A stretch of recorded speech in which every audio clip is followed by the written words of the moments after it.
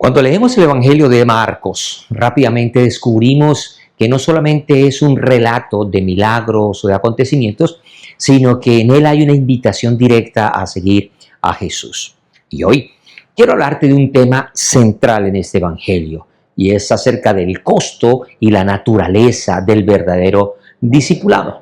Elegí este tema no porque Marcos presente un cristianismo superficial, al contrario, presenta un llamado radical, directo y transformador. Y en los próximos minutos vamos a ver cómo este evangelio nos muestra que seguir a Jesús no es gratis, pero lo vale absolutamente todo.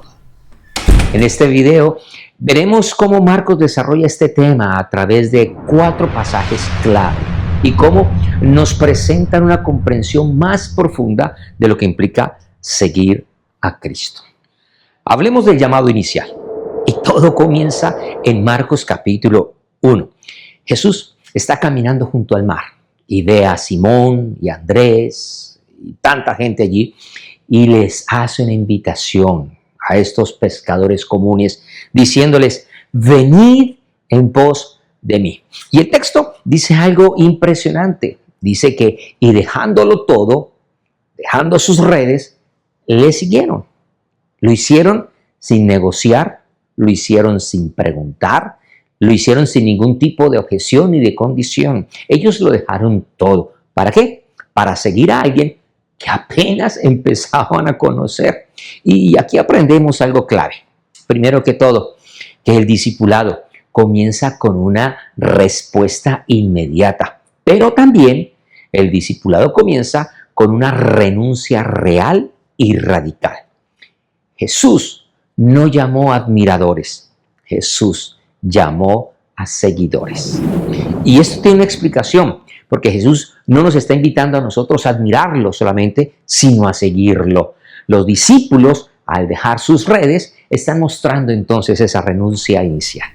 Lo que nos compete a nosotros como lector de la palabra es cómo podemos aplicar esto a nuestra vida. Primero que todo, ver que el discipulado de Marcos es activo, es relacional y es demandante desde el inicio. Hablemos ahora de la incomprensión de los discípulos, porque algo sorprendente ocurre en la narrativa del desarrollo del evangelio. Los discípulos están con Jesús, caminan con él, escuchan sus enseñanzas, pero muchas veces no entienden. Y entonces el Señor hace una pregunta a sus corazones: ¿no sabéis esta parábola? ¿Cómo pues entonces entenderán todas las parábolas? En otras palabras, los discípulos están siguiendo a Jesús, pero no están entendiendo completamente sus enseñanzas. Entonces podemos entender que aquí hay una cercanía a Jesús, pero no una comprensión total de su mensaje. Y Marcos muestra discípulos en proceso. Y esto es profundo y tiene una aplicación real.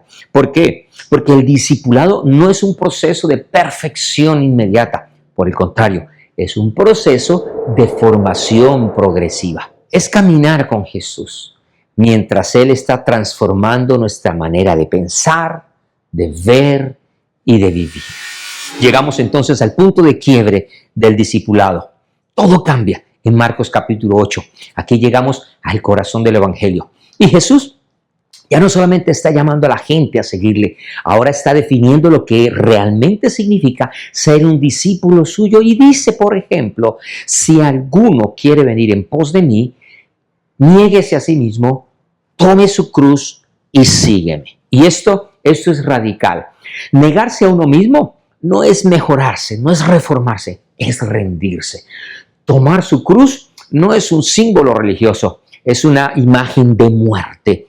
Y seguir a Jesús implica morir a su propia agenda, a su propio control, a la propia definición de lo que nosotros tenemos como vida. Y entonces dice luego algo mucho más fuerte: el que quiera salvar su vida, la perderá.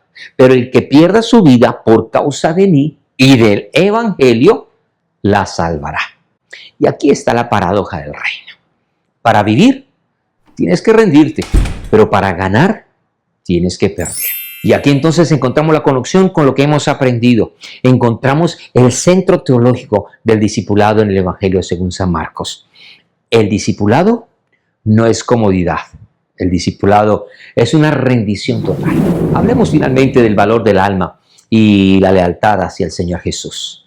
Esto lo vemos cuando Jesús nos lleva a algo más profundo. Y entonces nos pregunta, ¿qué aprovechará el hombre si ganare todo el mundo y perdiere su alma? Esta es una pregunta que rompe con toda lógica humana. Tú puedes tener éxito, puedes tener dinero, puedes tener reconocimiento y aún así perder lo más importante, tu alma. Y luego Jesús añade una advertencia solemne. El que se avergonzare de mí y de mis palabras, el Hijo del Hombre se avergonzará de él. Y aquí el discipulado deja de ser opcional y se convierte en una decisión eterna. ¿Cómo podemos aplicar esto? Déjame preguntarte, ¿cuál es tu relación con Jesús hoy? Pues ella va a definir tu futuro eterno.